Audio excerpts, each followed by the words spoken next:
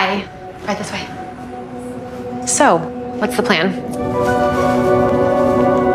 I wish my hair would do that. So let's talk about the stylist. My first question, I want to know a little bit about the process of making this film, because if I'm not wrong, it was a short film first, right? Yes. It was my second short film ever as a director.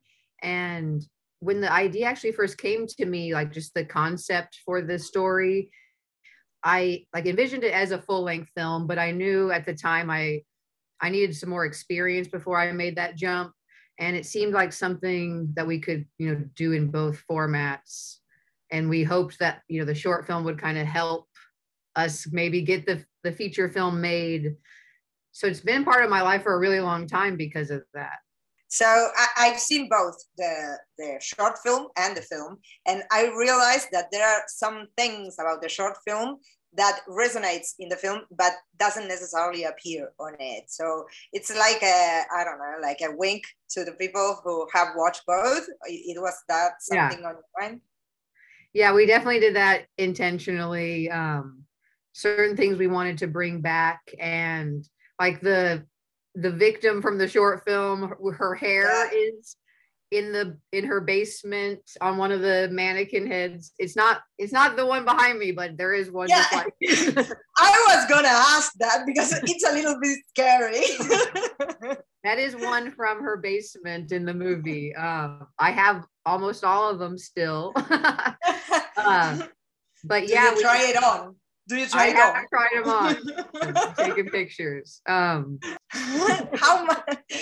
much of your own experience did you put in this film? A lot of it to not scare people.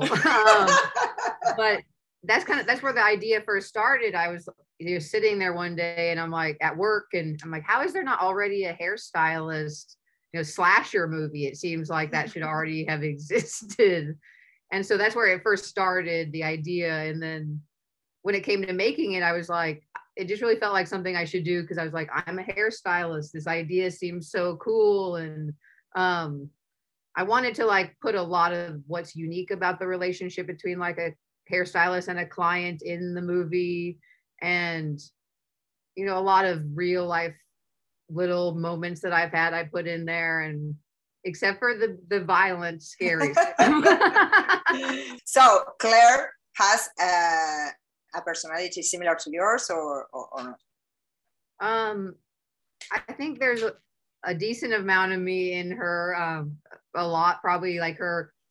It's a more exaggerated version, of course, but I definitely, and it was something I saw in hindsight watching the film, realized I put so much, I have personal issues with anxiety, and I realized how much of that I put into her, because she's a very anxious character. Yeah, and deals with it in a very horrible way, but that anxious part of it is definitely me. And a lot of little things that are like more surface, like her dog is actually my dog Pepper, and it's so cute. The whole like kind of concept of her not wanting to do wedding hair, that's me too. They stress me out. I don't like to do wedding hair. Okay. So a lot of it is parts of me, and like on all different levels. What do you think moves Claire? What is her deal? I mean, she likes to slash people's skulls, but why? Why do you think she does that? For me, she does it because I think she doesn't have much of an identity of her own, and she is just like desperate to feel what she perceives how other people feel, which she feels like she's this outsider that doesn't understand what it's like to have any kind of self-confidence or understanding of even just like who you are.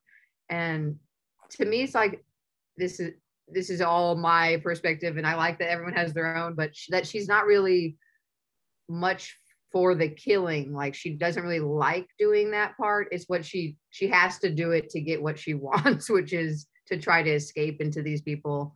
But yeah, it's more of like this compulsion, and she's trying to essentially feel what someone else feels.